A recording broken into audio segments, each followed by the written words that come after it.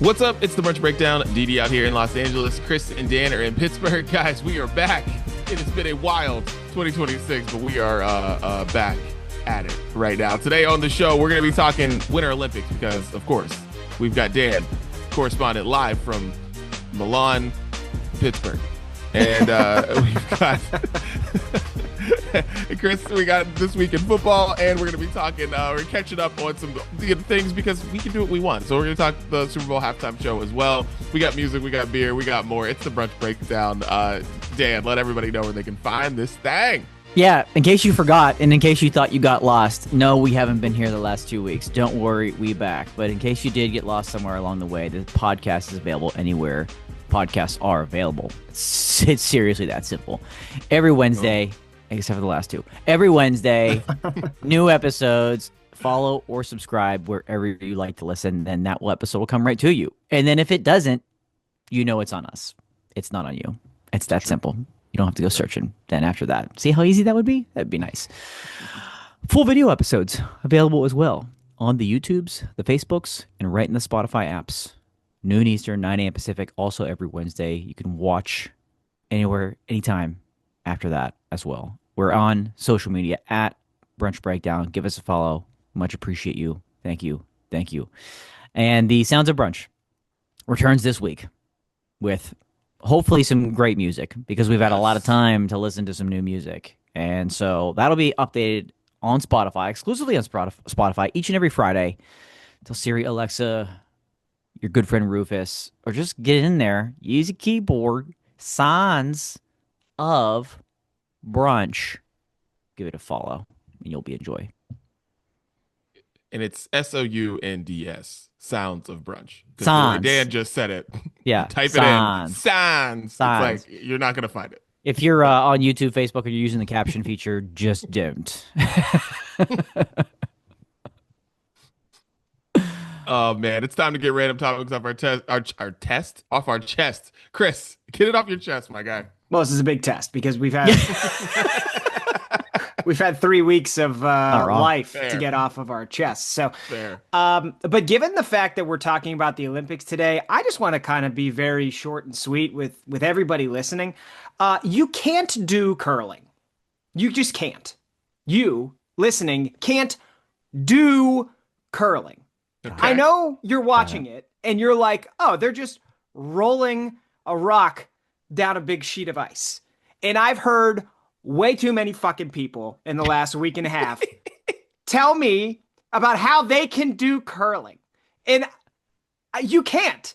I'm just telling you, you can't. If that seems like the most accessible Olympic sport for you, I want you to know how far away you are from doing the most accessible Olympic sport. And listen, if you live near Ice Arena, they probably have curling classes. Show up, try it. I'm going to tell you, I've never tried it, but I could tell you with full confidence if I showed up to a beginner curling class, I would fall on my ass. And I have a background in playing hockey. It is so much harder than you think it is, okay? Most people on dry land with grippy shoes cannot get down in a full lunge squat the way these people are doing it, okay? Let alone wearing shoes where like one of them has a different sole than the other, and one of those soles is meant to be slippy as fuck, okay? You can't do it. You can't get in that position in regular shoes on solid ground, let alone have the core stability and mental fortitude to keep your body in one spot and then perfectly guide a rock down the ice to hit a target. This isn't shuffleboard. Shuffleboard is a retirement sport. Curling is very, very, very, very hard. All right. So I would just like for the next 2 weeks of the Olympics for people to stop telling me they're like, oh, I could do that, because you can't. OK, you just can't. And that's what I wanted to get off my chest today, because those are high level athletes. Don't get it twisted. Thank you for your time. That's beautiful. That's beautiful. Thank you. Thank you. Honestly, thank you. Thank you so much. It definitely similar thoughts to what we're clearly all thinking. And you're absolutely right. Like, to get in that lunge position, push yourself just the right speed, stay stable as hell, and give that thing a little curl. Not to mention the person with the sweeping broom. Do you know how fast they're moving down the ice on these shoes? Mind you. Again, people can't walk on ice with regular shoes. On these shoes, just listening, looking, sweeping. Oh, and by the way, like, you have to keep up with this thing. You're literally sliding and walking on ice, and you have to do it so ever so perfectly and stop at the right time so you don't go crashing in to all the stones at the end. It's extremely difficult. It's extremely difficult. If you're in our neck of the woods, come out. We'll take you out to Millvale. They got a little curling center there, and we'll take you there. And I've seen people posting videos from there. Nope. Nope. No one can do it. Nobody can do it. So thank you, Chris. Like, I'm going to be honest. I don't know why people think that curling looks like so much fun. Because to me, curling doesn't look like fun. And people are like, oh, yeah, just grab a beer. It looks like fun. I don't know how you drink, but like the way that I drink doesn't involve me going like this a million times and then freaking breaking out of sweat and then drinking. Like, no, like, no, like I'm like that looks so hard to me. Yeah. Like, whether it's not like I love watching curling or anything, but when I watch it, I'm like, nah, and these dudes' arms are jacked. And I'm like, no, I'm not doing that. That does not sound like something fun to me. You know what I mean? Because like I know people do like the axe throwing shit. I'm like, hey, you throw an axe, you drink a beer. You throw an axe, you drink a beer. Nothing. But like curling, that is actual work. Yeah. Like, what are we doing? Like, people are stupid, real stupid, because nothing about that looks like something I want to casually have fun doing. No, not at all. Yeah, I think like since it is slow moving, people associate it with a lot of those other like retirement sports. Yeah. Like shuffleboard, cornhole, bocce, ping pong. Like, but it's not that. And I even catch myself. Like, we were watching ski jumping, and I was like, how hard is this really? And then as we were watching ski jumpers, like Dan was mentioning things and I was noticing things, I was like, oh, you know what? This is actually insanely hard to do. And I don't know why I would think I could do it in the first place. And so I just feel like I can hear millions and millions of people having these conversations about like, I could do that. And no, you couldn't. So just stop and just enjoy high level athletics for what it is. Beautiful. So well said. Thank you. Man. I'm going to get this off my chest, guys. So I figured out the best way to watch the Super Bowl. In first class on a cross country flight. Like, I hate Super Bowl parties. So like for me, this is a niche thing. If you hate Super Bowl parties like me, this is the way to watch the Super Bowl. And I might do this every single year for the rest of my life. Like, there is nothing better, because I was nervous about this at first, right? Because I was like, oh man, the Wi-Fi is not going to be great. I'm nervous. No, Wi-Fi, American Airlines, thank you for your service. You guys got it done for me. And I watched the whole Super Bowl on the flight from Oklahoma City to Pittsburgh, and or from Dallas to Pittsburgh. And it was just glorious. Ladies just bringing you a chicken parm and then just keeps the whiskey and ginger ales coming. And let me tell you, as you guys know, last week I needed those. And and it was just awesome. And, watched everything perfectly. And I was just in my own just world, just hanging out, loving life. So if you're in need of an idea to just get away from people to watch the Super Bowl, book a cross-country flight first class. You got this.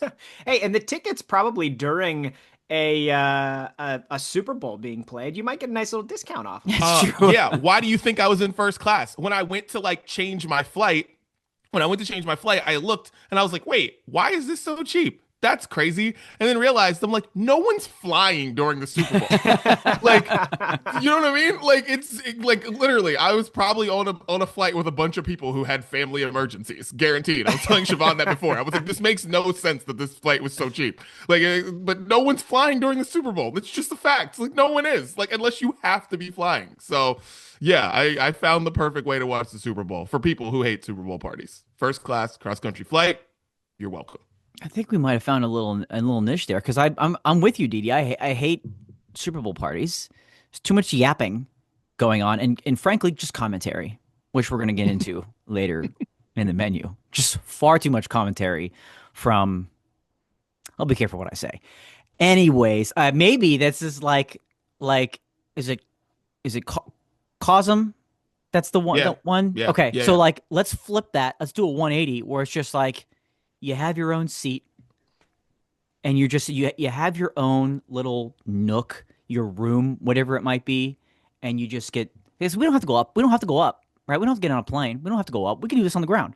Okay. Oh, You have that's true. individual service. It's like think Ah. Damon's, but like you're at your own table and no one else is in the restaurant. Shouts to Damon's one more time. You know what I mean? Like, Yeah. no podcast in the country brings up Damon's more than us. So we are the #1 Damon's podcast. Congratulations. That's true. That's true. But just think that just your own individual, no outside noise, nothing, your own space. Maybe it's a VR headset. You get served. The food just is there. You get your drinks, and you just Super Bowl and me. Super Bowl and me. There it is.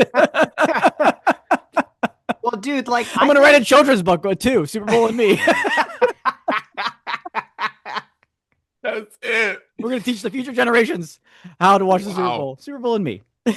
I just think That's like most people are, hey, I'm here for the commercials and entertainment, or hey, I'm only here for the football. But the three of us were like, we're here for all of that, and we would just like you to politely shut your mouth for the next 4 hours. Like, yeah. So this is a very, you're right, this is very niche, but like I'm liking it. I feel like this is easy to market. Like, come to the tarmac to sit on a private chartered flight that doesn't go anywhere, and when you come onto the flight, you have to shut your mouth for the next 4 to 5 hours. But we're all gonna watch it and enjoy and actually be able to concentrate and focus on every single thing that happens.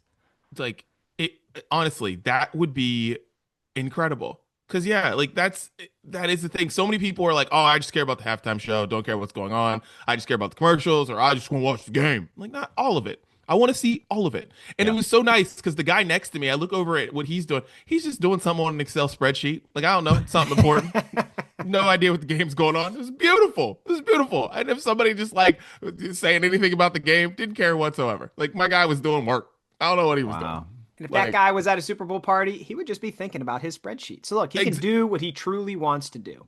100%. I love He may have done that too. He may have been flying during the Super Bowl for an opposite reason. He's like, I got to get work done tonight. And if I'm at home, I'm going to go to some dumb Super Bowl party thinking about my spreadsheets. So there we go. We always wonder about the group of people, the audience in America that doesn't watch the Super Bowl, and why on earth you don't at least have it on. That's what they're doing. They're working. They're up on a plane. They're driving. Yep. They're out on the roads when no one else is on the roads.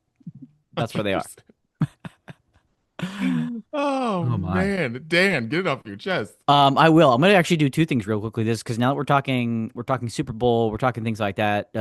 This is a forewarning for next year. Just quickly, this isn't what I'm getting off my chest, but I don't want to let this go. I'm gonna give everybody 51 weeks notice. Whoa. Next year, the Super Bowl falls on Valentine's Day, and President's Day weekend. Which, no, they're not. The schedule isn't expanding. It's just the calendar and the way that the weeks fall. I think the next time it's supposed to happen is 2033. I have a feeling we're going to get to a longer schedule before 2033. So this is just a little taste test and a warning and a heads up that Valentine's Day brunch is in your future 51 weeks from now. Start planning. Anyways, something a little bit more important and timely I do need to get off my chest. That's pretty important, Dan, what you just said. I know it is. Very important. It's very important. It's very important. I could spend the whole segment on it. Our wives need to know we're going to be in a plane on Valentine's Day. It's true. I've already let my wife know. And I think none of them are invited, I don't think. Right. Yeah. No. I literally 100%. Go on Valentine's. I go, you better enjoy this Valentine's Day. And I pause, and she was like, Jesus. Why? I'm like, next year it's on the Super Bowl. Yeah, well. Okay. So plenty of time to talk about that, but very important. Something else very important that we need to talk about right now. And I hate that this is becoming a tradition on this show and no other show. But it's time to pour another one out, gentlemen. This time, Bahama Breeze. Bahama Breeze, gone, going under. All locations will be closing permanently in the next few weeks. And if you're in a city with one of those few 28 locations left, shout out Orlando. You got like half of them for some reason. Well, makes sense. Yeah. This is your warning. Now, maybe the Darden Group, who runs Bahama Breeze, has actually been listening to us because they have granted us our final wish. We have a chance to go to Bahama Breeze one more time. They didn't close overnight without any notice. Okay. We have a few weeks, I think, until like the very, very early April is when they're all closing. So all at the same time? All at the same time. Dude, I'm going to be in Orlando the last week of March into the first week of April. Are you telling me I need to go visit one of those? You do. Or you could visit the one that's like, I don't know, 12 minutes from your house. You could do that too. But you'll have your selection when in Orlando. So yes, all early April, they're closing. And I feel sorry about your sad life if you've never been to a Bahama Breeze. I really do. I feel sorry about your sad life because you've been missing out. You've been missing out. But this is your chance to go. We have a chance. So we celebrate that a little bit. But nevertheless, of the 28 locations, half are being converted to something else in the Darden Group chain, right? Thinking OG, the Olive Garden, Longhorn, Cheddar's, more. Yeah, they do Ruth's Chris, but I don't envision a Bahama Breeze turning into a Ruth's Chris. I don't know about you guys. I don't exactly see that being a good business decision. But this is just the sad state of where we continue to head. Pizza Hut, a couple weeks ago, announced 250 restaurant closures this year. I don't like this. I don't like the direction we're heading. So don't take your favorite spots for granted. Get out of your house. Go out to eat. I know if you live in the Northeast, some of the Midwest, like the winter has been so brutal. I don't want to go out. It's cold. Get out of your house and go save these restaurant chains before they're just gone. Don't DoorDash it. Don't Uber Eats it unless either of those groups decides to sponsor us, and code Brunch20 will get you 20% off your first order with DoorDash or Uber Eats. But until then, don't do that. Go out. Go to these chain restaurants. Just keep them alive, man. Get out there. Have a seat at the table like you do here each and every week. And until then, farewell to Bahama Breeze. Oh, that hurts. I know. I hate doing this. But it's important information that we need to know. And at least we're getting a chance to go. And I know you're damn sure I'm getting a chance to go before they're gone. This is like a classic "don't shoot the messenger" situation, though, because damn, he's always the one delivering the bad news. I know. I hate it. I don't like doing it. I get no pride out of it. I think with the way this is all trending, that there is a major, massive business opportunity for someone to target millennials with a restaurant chain that kind of plays off of restaurants that we would go to as kids all the time, because Pizza Huts have just been dropping left and right, like you said, Dan. But if you could have a restaurant that kind of mimics the old Pizza Hut decor in there, but then has other tchotchkes and stuff like that are similar to the other restaurants we went to, a millennial restaurant chain. And part of this, it's not only to mimic that, but also the more these restaurant chains drop off, people are eventually going to start craving the opportunity to just go have a meal somewhere, right? At a place they enjoy. I feel like there's a big opportunity for that at some point for somebody with a lot of money. Nostalgious. Come into nostalgious. Come on down. Every little section. This part looks like where would you like to be seated tonight? Applebee's? Ooh. Fridays? I'm going in the smoking section.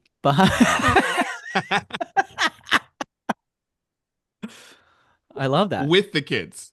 Let them know. Yeah. Yes, of course. Planet Hollywood, throw them in there. That was always fun. Yeah. I love that. We need that. We're going to need that. We're going to want that. I'm here. I'm ready to invest. I like that a lot. But yeah, I'm sure they're going to turn into Yard House or something. I don't know. Do you guys have Yard House there? We don't, but I know that's another big because Darden that's the one. big darting group thing. Because it's funny because you mentioning darting group reminded me because like when I first moved to LA, my mom like subtly would be like, I don't know if he has any money out there. I'm just gonna send him Darden gift Darden cards. gift card. She just sent it so like you can use them at any Darden thing anywhere. And Oh, so she would just like randomly send me a Darden gift card like every like 6 months. that's amazing. So shout out to my mom for that. But it was very funny. She was like, I don't know if he has any money out there. I gotta send him I gotta send him a Darden gift card. But yeah, but we used to always use them at Yard House. But Yard House is great. So if they turn All the right. Bahama Breeze into Yard House, like you're not gonna be sad about that. Now, I don't know if they turn them into something else, you'll be happy, but Yard House is great. So Yeah, that's the yeah. news we don't know yet is of So what they will be changed to. Um, mm. Does that make you feel DDD. any better, Dan? That like they're going to be occupied by something else? Because I have to imagine like if I know you well enough, which I think I do, that like when you drive by a vacant Bed Bath and Beyond, your heart sinks. It's brutal. Yeah. It's brutal.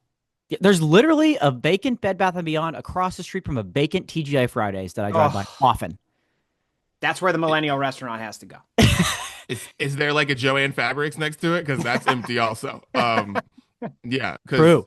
Oh wait. Is it Joanne's or is it? Yeah, It's Joanne. Joanne's, right? Yeah, Gone. Joanne's is out of it. Yeah, because I knew it was like one of them. It was like Michael's or Joanne's, one of the two.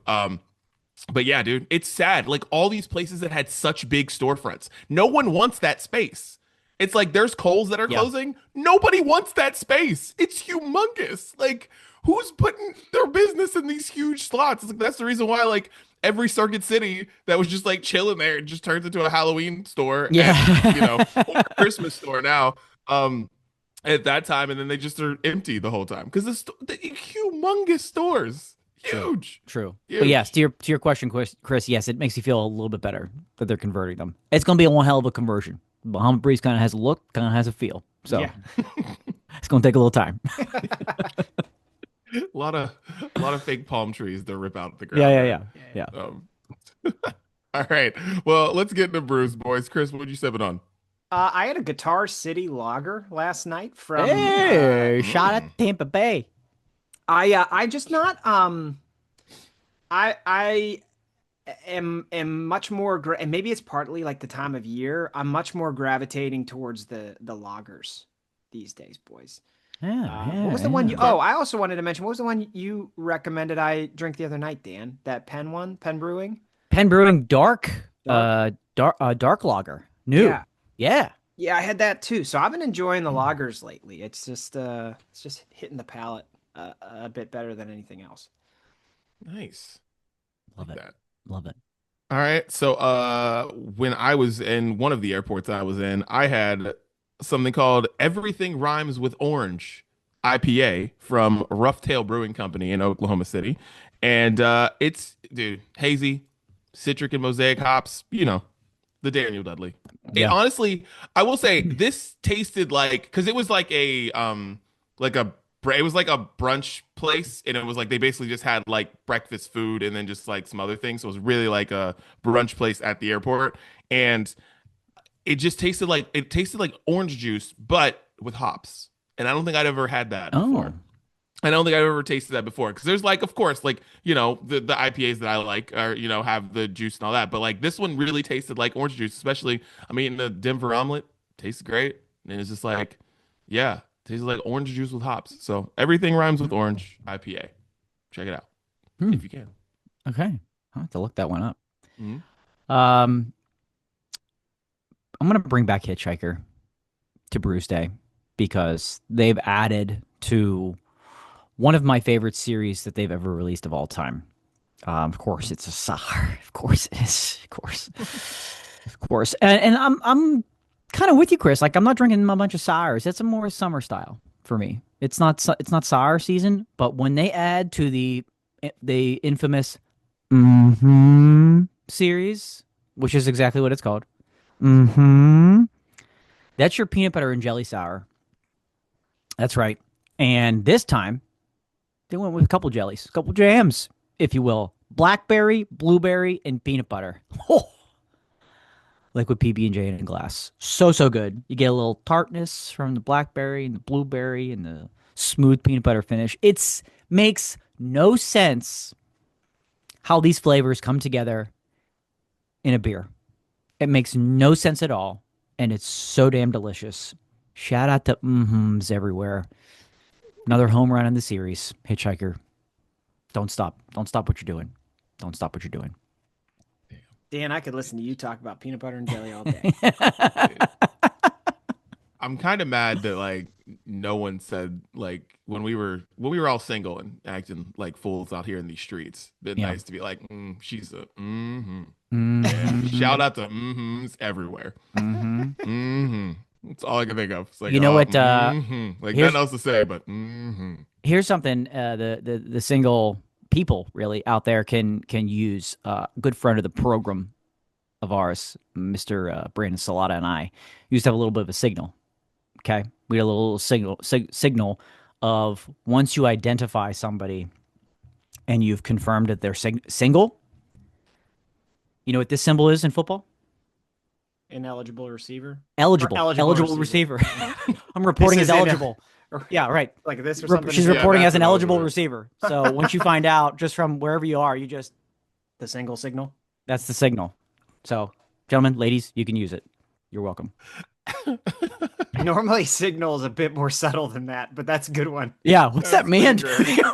What's that mean? Like normally, it's like you scratch your face or your nose or something like that. But you guys we're across the room going. Slot turns on his mic. He's like, we got a receiver. Dan cannot report to the. We're gonna have to take this one under the hood for a deeper review. We're not really sure. I don't know, Tony. I don't know, Jim. We'll see what he's gonna do. Watch his legs. Oh shit, that's great. All right, boys. Well, that's what we're sipping on. Cheers, boys. Let's get into the main menu. I was literally thinking to myself, wait, what topic were we just talking about? I didn't even know either. I was like, what were we just talking about? It just happened. Boy, yeah. It came back to my mind because I didn't know what we were talking about. Right. Peanut butter and jelly beer. Right. Yeah. Yeah, that's right. That's right. I was like, how? Because I was like, how did we get here? Like, what happened? Main menu. Winter Olympics are happening right now. Going strong. Shouts to all the countries that, all 6 countries that are in the Winter Olympics. Really? This is like, so shouts to all of them. Dan is our Olympics expert coming to you live from a cabin in Milan, Cortina. That's right. What's going on your mind, sir? It's been an amazing first week of the Olympics. I'm so happy it's here. I really, really am. And just some quick hitters. I thought the opening ceremony was fine. I thought it was better than Paris with their floating hot garbage going down the river, if you recall. I thought the ceremony itself was better. I didn't love they had, if you weren't paying close attention, they had 4 different places where the athletes were walking out as teams, because like Cortina is a couple hours from Milan, and like every different place, they're not close. So usually that's often the case for a winter games, right? Summer, not as much, but winter. So it's tough for the athletes. They just have to skip the opening ceremony if they have to compete the next day. It's harder for them to get to they want to be in their space, not have to worry about traveling. So like, I get that. I like that part of it. But every setup except for one kind of looked the same. You never knew where they were. It was just kind of a dark, snowy path down. And like one place was just, you could tell there was one place where every team was just lit and just definitely drinking heavily. There's no doubt about it. Somewhere up in the mountains, I think it was like cross-country skiing teams were being represented, and they're just like jumping on each other's backs, just like, what? I want to be at that party. So like, I get it. I didn't love the presentation of it, but the Olympics so far have been great. A couple of letdowns for Team USA. I'm not going to lie. Okay? Not going to lie. There's been some letdowns. The quad god, he did not have a good day. He did not have a good day. By the way, for you bonehead hockey players out there, did you hear this? There's some hockey players. I don't know what team. Might have been Team USA, might have been Team Canada, might have been anybody. They saw Ilya in person, and they looked at him, and then their comment was, I've got bigger quads than he does. Listen, you dumbasses. It's not about his actual quads. You know what a quad is in figure skating? Come on, watch it. Watch it. But it's been great. It's been great so far. Well, one of my unfortunate observations is like, I think we should just stop funding our speed skating team because these fools cannot stay on their feet. It is unbelievable how many people, yeah, especially the women. We watched one set of it together where 4 straight races, the women fell. And then I was watching it again last night and they were like, okay, this one woman, she fell like in 2 races and then she fell in the relay and she posted on Instagram and she's like, you know what? I'm going to take some time off from Instagram because as you can imagine, I'm not getting very nice comments, but like, I want you to know that my performance was unacceptable. I'm going to do better, blah, blah, blah, all this stuff. She shows up next race. She falls over again. Like, what are we doing? We got to stop. There's other sports that clearly have promise and could use some more of that. I think I'm fine as an American if we're not competing in speed skating. And if we can allocate resources elsewhere, I'm cool with that. It's fair. And we're going to get to this part of our Olympic topic. I have a solution for that.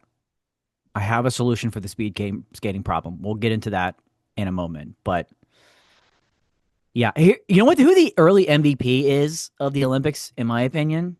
Honestly, nope. The drones. Oh, dude, the drones this during year. Like skeleton and luge. Oh my it's goodness, insane. I said that they're literally out loud piloting these things. There's somebody down there going, like what they're able.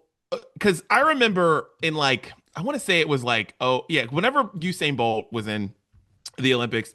And they had and it's like they introduced the I think they call it the rabbit camera. Oh yeah, that like runs with the lasers. Along they get the that track. amazing shot along the track. Yeah, and how cool that was. Yes. That's how I feel this year about all of the drones just flying over bobsledding and flying over all this shit. Because it's crazy. Because from the angles you just see like.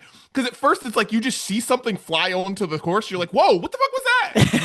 Was that a bird? What the hell's going on? And then you're like, oh shit, it's the drones. And they show all these crazy shots. Like that's how I feel. Like, yeah, I can't say enough about just drones being everywhere. And it's just awesome. Yeah. And listen, the buzzing, it's annoying, but we're putting up with it, okay? And eventually they're going to figure out technology where the buzzing is going to be a little bit more quiet, but like put up with the buzzing for a little bit of extra drones. If you lived through vuvuzelas, you can live yeah. It's okay. Seriously, bro.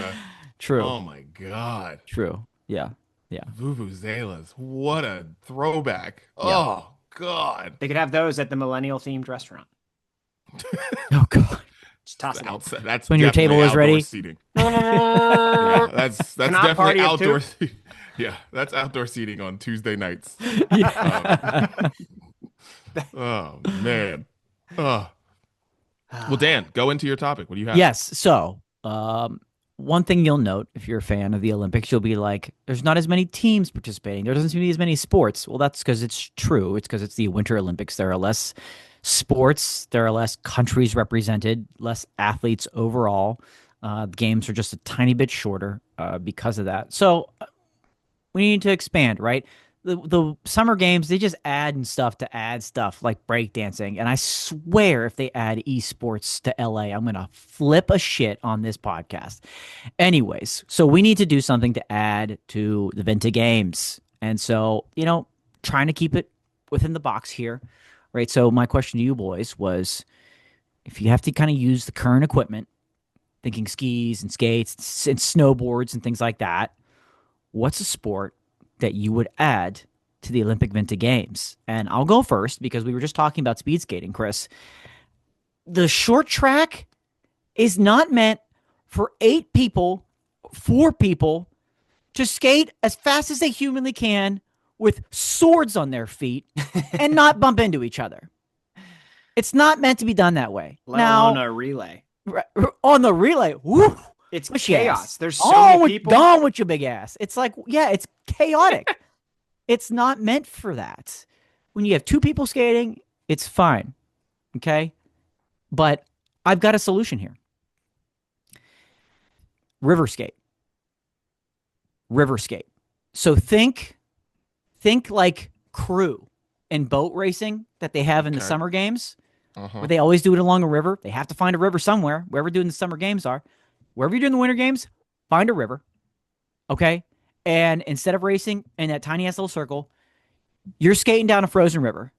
And it'll be a little bit more interesting because that ice isn't going to be perfect. Some bumps along the way. There's no Zamboni out there clearing it out. So instead of the like little bumps and closeness, you've got, I don't want to call it a straight path because the river could bend, but like you've got plenty of space for everybody. But just ran into there's a crack in the ice, or a snow patch. Like, God, let's get it going where we've got a true race going down the river. I think river skate. I think we add it to it and forget the small track. Let's do that. Much less dangerous. Much less falling. Well, falling, but more fun. For us. Yeah, because you can get back up and still have a chance to be in it. Once you fall in speed skating, you're done. Like, it's over. Yeah, if you fall in river skate, you might have a chance. Get your ass back up and keep going. Somebody else might fall. You know, this, as a slight aside, this made me think, what on earth river in LA are they going to use? Oh, Oklahoma.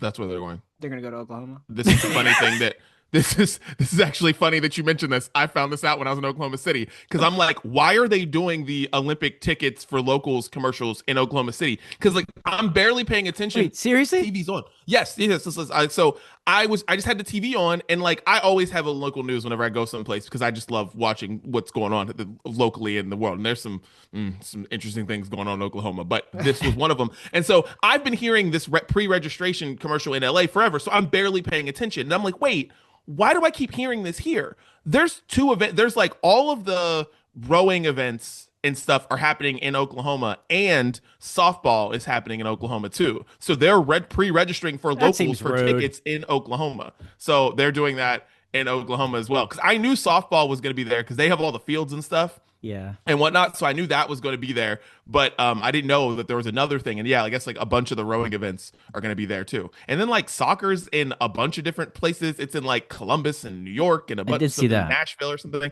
And so, but yeah, so the games are going to be all over the place. But there's your question about the river. I can't believe that actually came up on the pod. But yeah, there you go. That's amazing. I like how you said Oklahoma that. And City, I was like, does LA have a river called the Oklahoma River? Because like that's insane. That's I thought he was joking. And Chris, yeah, I was with you too. I was like, oh, there's an Oklahoma River. They're going to Oklahoma. Well, I can't believe that came up. It's like in France. Remember when they did the surfing on the other side of the world? Oh yeah, that's true. Yeah. Like, guys, this is as good as we can get. Like, jeez, oh man. It was like Colin Jost reporting from fucking like the middle of nowhere. He's like, yeah, I'm nowhere near you. Crazy. Crazy. Wow. Yeah. All right. So there you go. Right. I like river skate though. I didn't mean to like that. create yet another tangent. I like river skate. Hey, so when the Winter Games are in Salt Lake City again, the Allegheny, the Ohio, they're open. The Monongahela, they're open rivers. Okay, so you have 3 river skates at the same time. Well, I'm just thinking when you said that, I'm picturing, isn't it in Ottawa, that one river that goes through Ottawa is like famous because like people will skate to work in the winter because it's just frozen solid all winter. There you go. You got to go to a place that is reliably cold for a long time. Yeah. Yeah. Yes. Because the repercussions are a little disastrous if somebody goes under. No place that gets that February warm up. Can't have that. Can't have that. No, sir. For me, cross country basketball. So wait, you basically on skis? Yes. You just take out the guns. Like, listen, we don't need these guns. Just take out the guns and just put basketball hoops there. And it's basically just like pop a shot and you ski uphill, downhill, do the thing. It's no more ridiculous than getting on your ground and shooting. Okay. All right. So you're thinking like biathlon, those things. Yeah. And then, but just swap one out. Yeah, just swap them out, and then it's just pop a shot, and you got to make 5 shots in a row. And let me tell you, that is something right there because because I'm always looking for a market for where really good college basketball players, but aren't good enough to go to the NBA. They need something to do. It's the reason why I love handball so much. I feel like we could have the best handball squad in the world if we just took the guys who are just like, hey, you were really great, Ashton Gibbs, but you're not going to the NBA. You know what I'm saying? Like Kevin Jones, like you're great, but no, you're not going there, but like, man, Kevin Pittsnuggle could have been fire at cross country basketball. Think about it. Just think about Okay. Just think about the college basketball legends who didn't make it to the NBA and what they could be doing in the Winter Olympics. In cross country basketball, boom, there it is. I like that. Makes me think. I made up a sport with good friend of the program, Eric Merchek, in our backyards that was called hawkball, where we wore baseball mitts on our hands, and there were hockey nets on either side of the field. This was on grass, and then you had a tennis ball, and you had to run around the other person and throw your ball in the hockey net. That's what Didi's example here makes me think of, like just a completely made up sport. But I get, you're right. Like, who's the skiing and shooting thing? Like, where is that regularly happening in real life? It's not. Listen, I'm not the most worldly person. Maybe it happens everywhere in Norway. I don't know. Think so I don't think I'm a wager probably not. But just putting basketball hoops there instead of like the targets to shoot doesn't seem that much more ridiculous to me. Actually, it seems less ridiculous to me. They could do that thing they did on the like, remember MTV used to do an NBA All-Star like skills thing where like the higher you made up into a basket, the more points you get. You could add that to it. Yeah, let's go back to the hockey one. They gotta get 5 pucks in the net from a distance, from the blue line. 5 pucks in the net. Keep your skis on. Keep it moving. I like that. I like that. And also, I like that Chris was playing lacrosse without lacrosse sticks in the backyard when he was a kid. There was a ball, and then there was a net, and we had a glove, and we tried to throw it in the net. Oh, you mean lacrosse without the lacrosse stick? That never crossed our mind. The thing that I came up with is just like, I want more head-to-head people racing each other. Or let's go. Not enough of that in the Olympics. Right? Yes. Like, yes. We get so much of that in track and field where it's like, you need to beat the people in your heat. Swimming. And like, they have, yeah, right, exactly. But they have that in speed skating. I think there's a little bit of that in skiing based on the event. But like, I want dual exactly the same skeleton tracks. And I want them racing head to head. Ooh. Right? I want like snowboard half pipe. I want you doing tricks at the same time. Okay? Oh, like, dude. I want more of these. I want figure skating. Like, instead of everybody making up their own routine based on what they want to do, I want everybody to have to do the same routine. And then why not let them go on the ice at the same time? And then if you fall on your triple lutz and the other person nails it, the crowd is cheering for the other person. And how does that head game mess with you? They're cheering for them and not for me. Like, I want more head-to-head competitions. Wow. Dude, completely with you, because I think it is ridiculously unfair that speed skating isn't done head to head. So like, I understand when you're doing like prelims, that's how it is in every sport where somebody's trying to be the fastest, right? Like you do your heat, do another heat, you're not racing each other. And in the end, the fastest people are racing each other. I just think you get to the point where it's like if two people can speed skate against each other, it should be at some point the 2 fastest people skating against each other. Because if you're really fast and you're with somebody who's slow, you have no idea how fast you're supposed to go. Right. So like, I think that is ridiculously unfair, because one of the heats the other night, it was like, oh yeah, these are the 2 best in the world. And then they had the best times. And then another person goes and they're with somebody who's just like, they're like, well, hope she does great. And I'm like, what are we doing?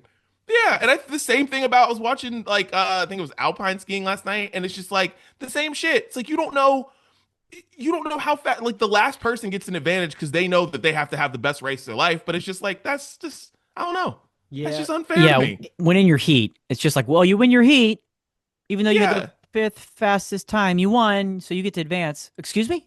It's like, yeah. And last night, it was like, literally the last 3 people who went ended up beating each other's times. So it was like, person went, they were in first place. Next person went, then they were in first place. That last person went, then they ended up winning the whole thing. And I'm just like, why aren't they going up against each other? Was that like, for another track? Which one was that for? Was that skeleton?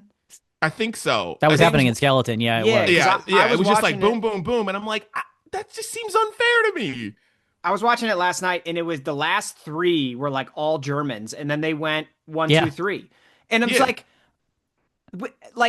this could be so much more fun, even if it was like, put the 3 Germans on tracks against each other if they're the last 3, and then see how they finish. But like, it occurred to me when I was watching it that like I was most focused on the little number at the splits and not the person racing. I was like, oh, it's like they're 0.25 seconds ahead of the time before. It's like, wouldn't it be cooler if we just saw them do it against each other? Yeah. Like, why am I paying attention to the times? Like, I don't care. Like, because you're looking at like hundreds of seconds or thousands of seconds. It's like, it's insane what you're looking at there. And I'm like, I'd much rather watch, because I understand the logistics of it, but also there's got to be a way you can do this. Because it just seems it seems unfair to the people who could possibly have the best day of their life. It's un-American. Where, it's because, it's like a couple years ago, this dude in the 100 meters, this dude from Italy won the 100 meter out of nowhere, won it from like lane 8, like no one knew, and he didn't win another race after that. Like he was just forgotten about completely after that. But he had the best day of his life running against the fastest people in the world. And I think the people who are in that race, like, who knows, some random American who hasn't had a race like that could have just actually won it. And I just think it's unfair when you're going by yourself, because then you already know who's going to win unless somebody falls. Like, that's the only way that something weird can happen. Otherwise, it's like just going to be the people who are the fastest, they're just going to win because they know where to go. I don't know. It's unfair. I love that. More head to head. Like more head to head. How about little half court, half ice, like horse for figure skating, right? Well, I'm going to do this. Now you go do this over here. Like a horse, I like that. Yeah, that's or maybe what it's I was five. thinking. Maybe it's five. Maybe it's like the 5 rings, the 5 Olympic rings. And then that one dude, I could do a backflip, so he does his last trick every time. Right, try this one on for size. Kill shot. I watched the slam dunk contest last night at NBA All-Star, and I think that's how figure skating should be. I also think that's any sport like that, like gymnastics is good for that, whatever. But like, I just think you should doing best trick. You should do it against each other. Yeah. Like, I think ski jumping should be that way. I think the snowboarding shit should be that way. It's like, no, like, you should be able to call it out. You should be like, all right, either go do that or you have to beat that. Yeah. But I just did. So I'm like, give me that.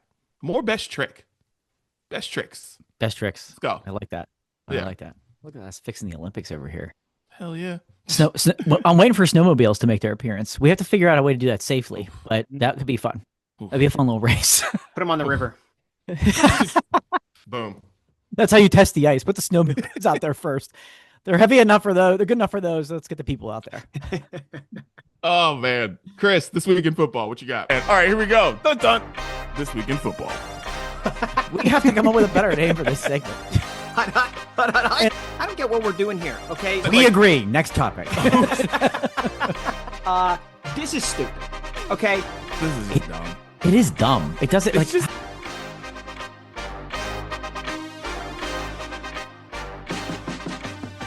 All right, boys. Let's get into this week in football. And the big news of the past week in college football, which I don't know if you've heard, but this is a slow news time for college football. We got some news, and I think we should dive into it. The North Dakota State Bison are moving to FBS. Hell yeah, brother. Right? So they were in FCS. Now they're going to FBS. Now, what does that mean? If you're not familiar with the different kind of leagues that are in college football. Hold on. One sec. Is this their stadium? This is the Fargo Dome.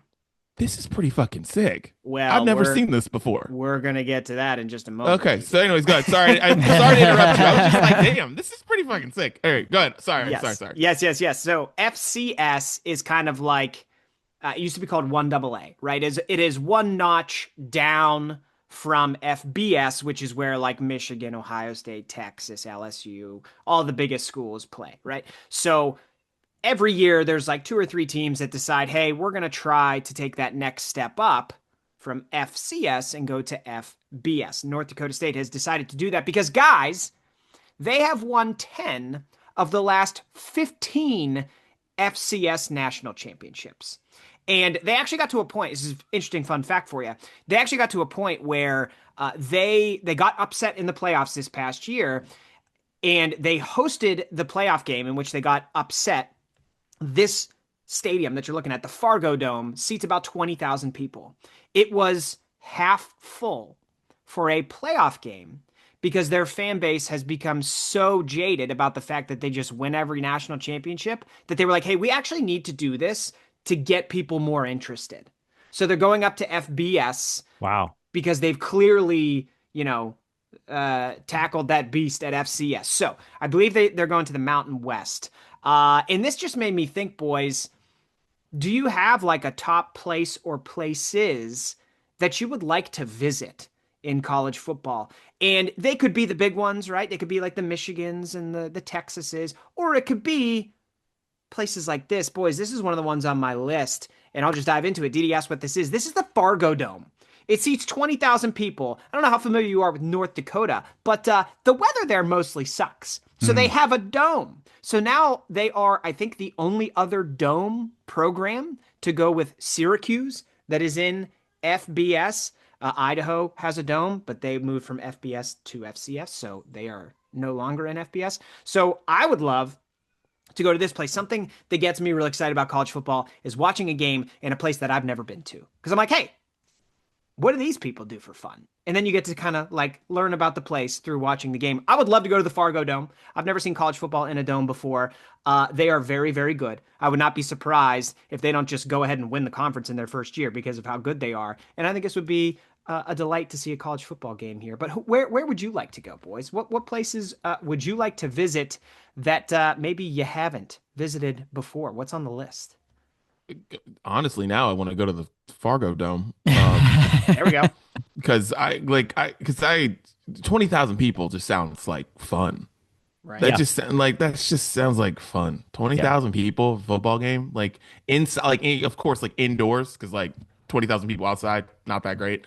But 20,000 people in a dome, like that sounds fun. But no, I want to go to what's the Tennessee stadium called? Neylander. Is Neyland Stadium? Yeah, because I was gonna say Volunteer Stadium, but I know that's not it. But yeah, Neyland Stadium. I want to go there. I want to go there. It always looks awesome. It's one of those things from my childhood. I remember when like that stadium was just, it was like, oh yeah, they made it, so it was had like one more person than Michigan. I always thought that was like a little fun thing there. And I don't know, every time I turn on Tennessee's good, bad, whatever, it just looks like fun. And also, those people that feel like they know how to tailgate. So that's definitely one of those for me. Can confirm. I've actually attended 2 games there, and amazing. One of my favorite experiences at any stadium I've ever been into was Tennessee. It's set up really well. Yeah, that's a great one. Mine, no surprise, it's probably near the top of most lists. But in particular, I would like to attend here for a Saturday evening game, as they're known for. Don LSU.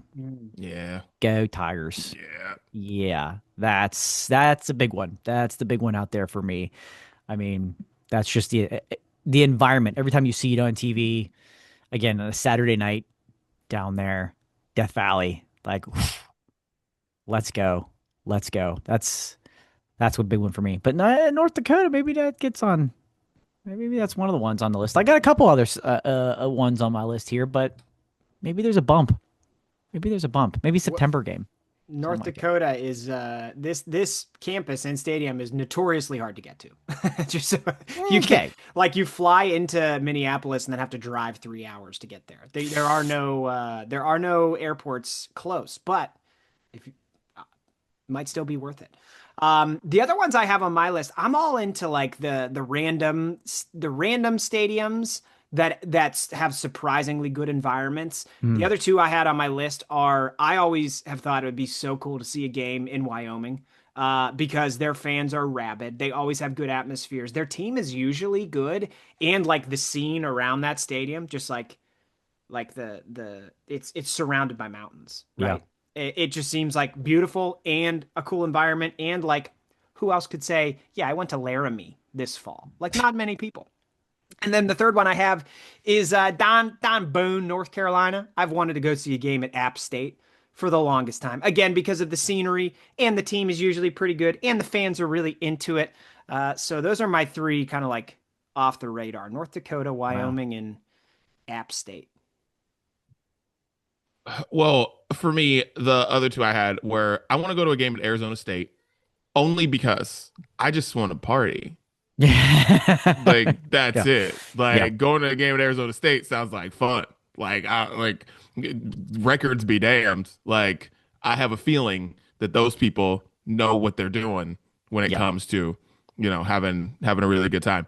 And then I want to go to the game at the Swamp, man. I want to go to the game. I want to go to the game in Florida. I think that'd be awesome. Like, I just think it'd be super fun because that's another one of those places that just looks like, regardless of the records, especially like beginning of the season, doesn't matter who they're playing. They could be playing App State, and everybody's just lit, and it just looks like freaking fun. So yeah, game at the Swamp would be pretty freaking sick, I think. Yeah, just doing that, seeing all that, and just like that just seems like a lot of fun. I consider that one big time. That was definitely a top 5 contender for me. What's the world's largest?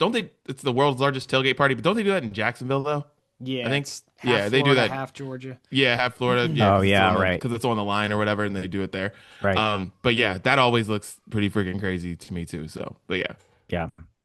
My other 2 rounding out after LSU, another one where, again, records be damned, like just known to be one of the greatest tailgate atmospheres on the planet, Ole Miss. It is just known to be the Grove. Yes, quite the tailgate experience, and just they just know how to do it different down there. It's classy, huh? It's classy. You gotta wear your khakis and your sundress, and that's how you attend a football game. And you bring your polos with you. Bring your polos and bring your bibs, so when you're done with your barbecue, you don't get it over your nice new baby blue and red Ole Miss sweater and your polo. Just be careful down there. Hold on, Dan. Hold on. If the third school you say is also coached by Lane Kiffin, I'm gonna smack you. If you say Florida International, I'm gonna smack you. You can't just do all Lane Kiffin, okay? Why? So be careful. I would have said Tennessee, but I've been there. All right, so USC's off the list too. Not the Oakland Raiders. The Oakland Raiders. My favorite college environment, the Oakland Raiders. Okay, fine. How about this? Texas A&M. Now, I'm a little, again, the environment down there, 12th man, everything is supposed to be wild. I think the Cowbells might get a little bit annoying. I think it'd be cool to be there to hear it, but it feels like they ring those things all the time. All the time, every third down. Feels like that would get a little bit like, all right, I can't hear anything. Can we stop? But the environment, the food. Yeah, I think Texas A&M. I'm keeping it down south. I'm just doing a south road trip. I've hit all the drivable ones. I've been to the big house. That's one I would revisit. Chris, I know you don't love this. Oregon. I feel like Oregon would probably be a pretty wild environment to be in. But I'm keeping it south of the border. And by the border, I mean the Mason-Dixon line. I guess all the places I picked are kind of colder. Yeah, that's another thing for me. I was fully like geographical on mine. Like oh my gosh. I'm not, because the thing for me is like I'm not going to a college football game that I'm going to be like a random college football game that I'm going to be cold at. No. Like I just can't. I can't do it. Luckily, indoor. The Fargo Dome is indoors. That's the reason why it's interesting to me. To peel back the curtain, we've been talking for a little while now in our group text about maybe planning a content weekend somewhere. So my personal thought was maybe we pick one of these places and we do that content weekend in one of these areas that we want to attend a football game. Because I mean, think about it. What other podcast out there is producing content from the Fargo Dome the first year that the North Dakota State Bison are in FBS? I mean, you bring up good points. Here's the thing. Let me pitch this your way. Maybe there's a Bahama Breeze that's still open. Here's the thing. You said you had to fly in through Minneapolis and drive 3-something hours to get there. A little difficult to get to, right? Something like that. You can't put price on content, Dan. No, but here's what we do. Somehow we have to make this, get our wives to let us go for like 10 days, and we're going to row the boat on the way there. We're going to do a University of Minnesota football game. Jesus Christ. Okay, we're going PJ Fleck. We're going to stop at PJ Fleck's house if we're stopping if we got to land there. Let's just go to Arizona State. Yeah, let's just go to Arizona State. We'll see you guys in Iowa. My favorite. I thought you were going to put that on there, Dan, to be honest with you. A great one. Been there though. I mean, go back, hell yeah. But Yeah, I was trying to think outside the box. I was great. Well, last thing before we get into music, boys. Bad Bunny Super Bowl halftime show. I know everyone's talked about it, but we weren't on, so this is the brunch breakdown. This is what we do. Yeah. So thoughts on Bad Bunny Super Bowl halftime show? I thought it was amazing. I thought it was so fun to watch. I thought it was a party, and that's all I got from it. It was a fucking party. I had so much fun. What'd you guys think? It was really well produced, put on. It was made for TV, which it should be. The Weeknd was the first to really introduce that because he had to. Yeah, because there was nobody. Because he had no choice because there was nobody in the stadium. So to placate towards the TV audience, where there's 130 plus million people watching versus 80,000 people in a football stadium, that didn't seem like a great watch from the football stadium. No. at all. If you saw any videos, I feel a little bad for those people, but not really, because you're there. Okay. Yeah. So in terms of a TV production, listen, I don't love his music, but I thought it was an amazing show. There's no denying that it was a really well put together show, and I love that he ran the ball more than the Patriots did by just holding that football and walking. Yeah, like I think I mentioned this to you guys off air before. I watched it and I was like, that was entertaining. And then I went on the internet and everybody's like, what the hell are we doing? And then so like, I tend to be the type of person who, like, if it seems like everybody is saying or thinking one thing, I'm just going to say or think the other thing just to even things out. Cause I can't stand when everybody's just like slobbering over each other. You'd be good on Pardon the Interruption. Yeah, right. Why not? If they still make that show.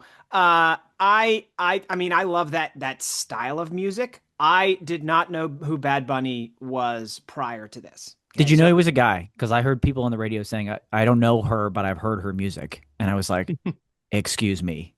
Clearly you haven't. I did, yes. But I think the only reason I knew that is because people were saying, like, he is performing at the halftime show. And I was like, okay. So him is Bunny. Yeah. Some dude is performing at the halftime show.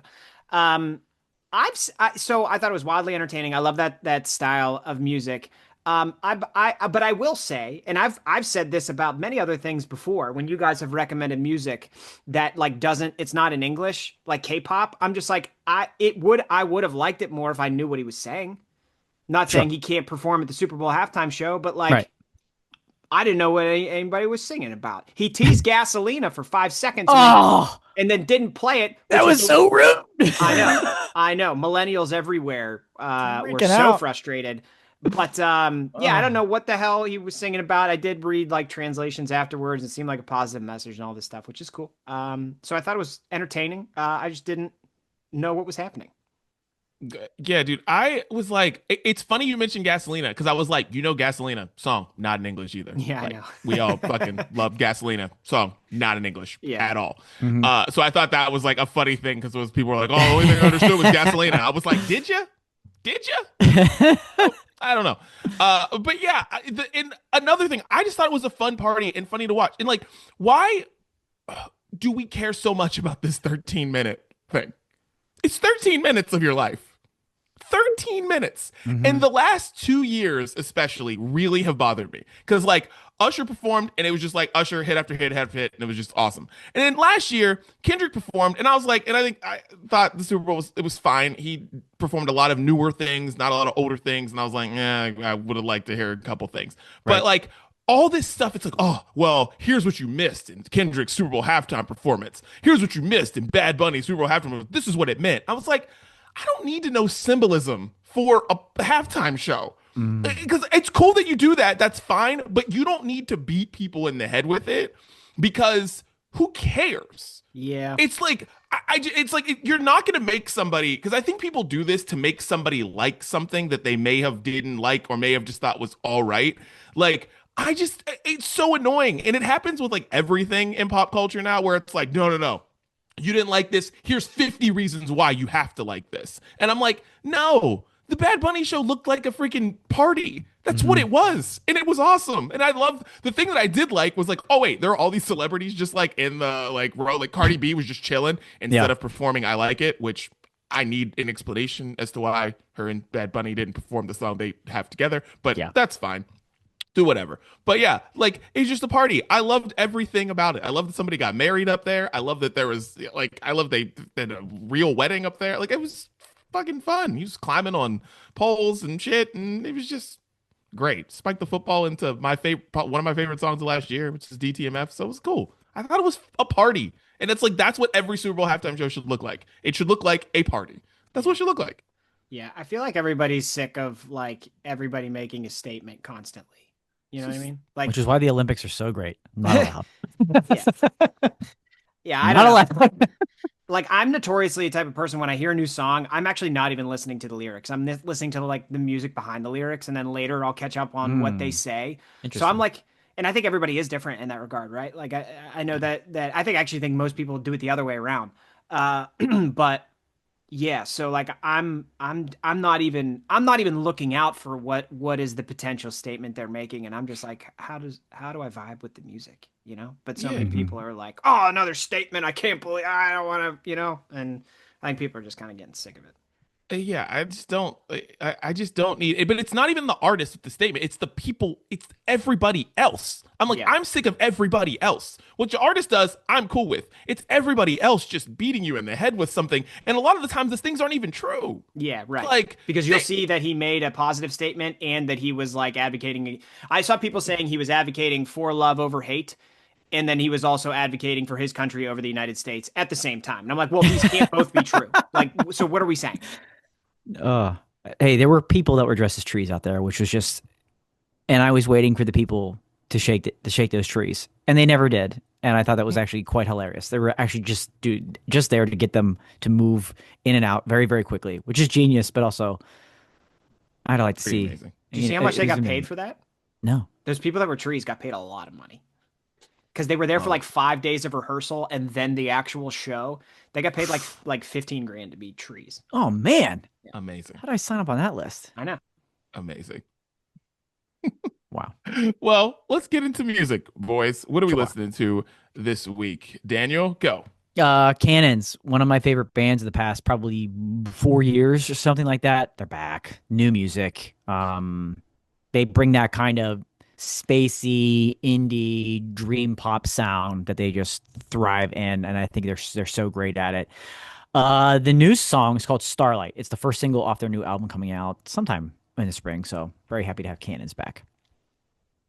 Nice. Friend of the Brunch Breakdown, who did one of the best renditions of the national anthem that we've ever heard, Charlie Puth, put out a new song with Kenny G called Cry. Fire. I can't wait for this Charlie Puth album to come out I think it comes out at the end of March. It should be out already, Charlie. I don't know why you're waiting so long, my guy. But yeah, shouts to Charlie Puth, Cry. And if I can find the national anthem streaming, we're gonna put that on the playlist too, because it was amazing. Crushed it. It was an amazing national anthem. It hit the under, but it was amazing. Early runner for Person of the Year. 2026 is easy. It's all Puth, baby. It's all Puth. Yeah. It's the year of Puth.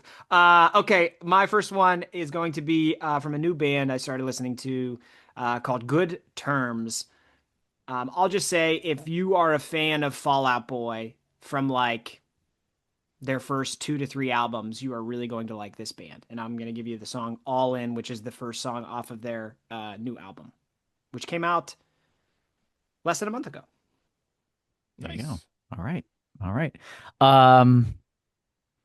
Next one for me, Dee Dee.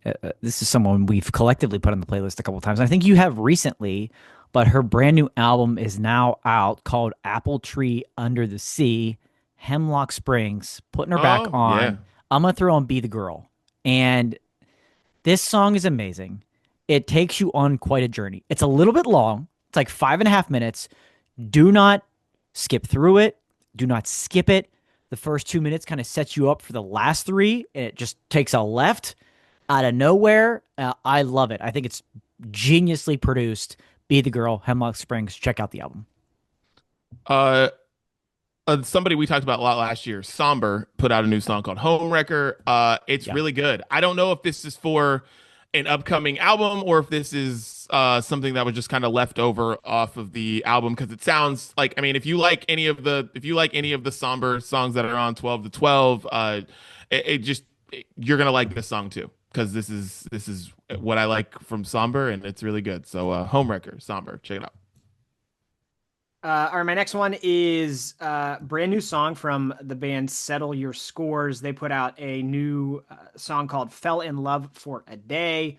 And if you've ever listened to Settle Your Scores, it's going to hit all the notes that you like from that band. That's about it. Very nice.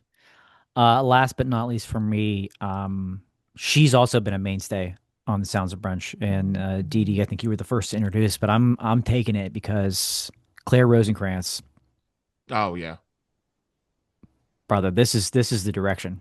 Up and Atom. And her new album called My Lover, appropriately, came out over Valentine's Day weekend. And the hit single off of it, I think, is City. And it is maybe one of my favorite songs she's ever released. It's so damn catchy. You're gonna enjoy it. You're gonna enjoy it and the album. She's one of those people that she's one of those people that's because I worked for Radio Disney that like I'm like, dude, when she gets a moment, she's gonna take off, and it's just yeah. like it's just she's if she gets an inch, it's over, and like Yeah. it's like it just oh man, It's if not one of these if. songs pop off, Yeah. It's not if, going it's to happen. when. It's when it's Yeah. going to happen. And Totally. people were agree. like, oh, she's an overnight success. I'm like, no, it's been a Yeah. minute. Been a minute. Feel the same way about like Madison Beers having a moment. It's like it's been a minute. Yeah. It's Yeah. been Oh a my minute. gosh. Yeah. Good call. But yeah.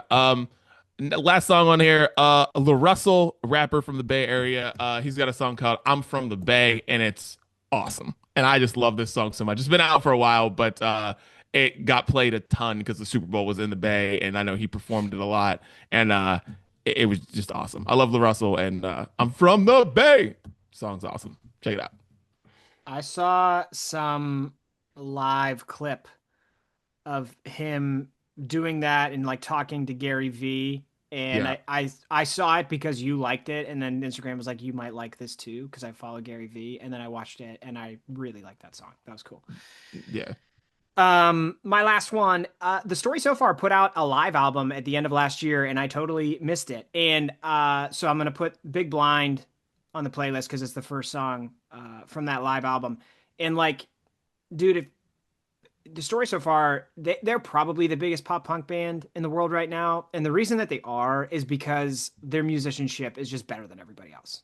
Like, we used to love Blink 182 because they would get up on stage, they would sing songs that we knew, and they would be like dumbasses. They weren't like, everybody knew Tom couldn't really play guitar, right? Like, and it was funny. The Story So Far, Parker Cannon just stands on stage, does not move. He stands in front of his microphone, and all he does is like he moves his arms like this while he's singing. And the rest of the band, they don't really move around a lot, but their songs are performed perfectly.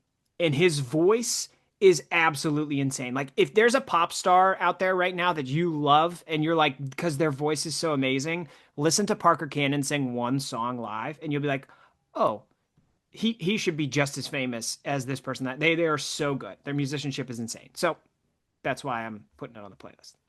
Beautiful.